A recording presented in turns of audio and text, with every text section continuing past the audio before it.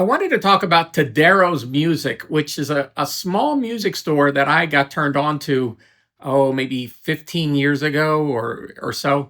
And my wife does world music for children, and she's always interested in new international music instruments. Whether they're percussion or strings or that. And for her birthday every year, I always try to find something special. And somebody said, you got to go out and check out this Todaro's Music. And they were in Lansdale, Pennsylvania.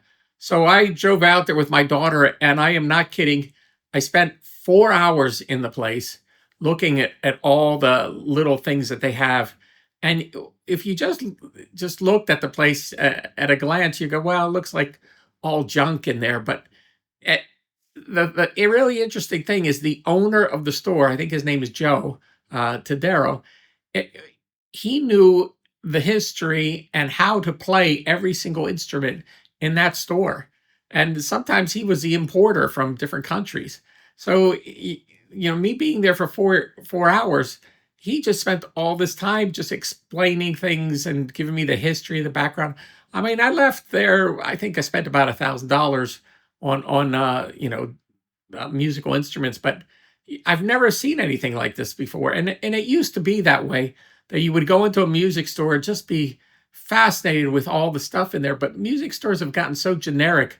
You see the same guitars, the same drum sets, the same synthesizers, and maybe get a discount, but you don't find anything unusual that you've never seen before.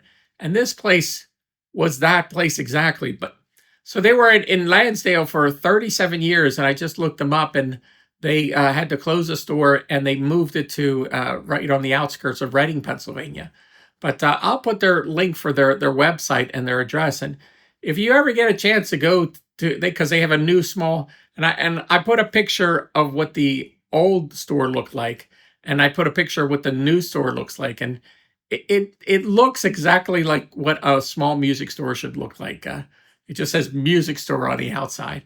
But if you ever get a chance to go in that area, call down there and see if Joe's there, and go and visit the place, because it's just amazing, his knowledge and just all the little things there. And when you have somebody who knows how to play an instrument, it really sings. It really comes alive. And then when he tells you the history and the backstory and all that of how he got it and how he found out about it and where it came from and who made it, it's just fascinating. So I thought I'd put this in there. I did find somebody did take a video of the old store before they closed it down. So I'll run that at the very end. But you'll see all these little bits and pieces. Now, to me, this is the kind of music store I like going into, because there's junk in there and there's treasures in there. And like they say, someone's junk is someone's treasure.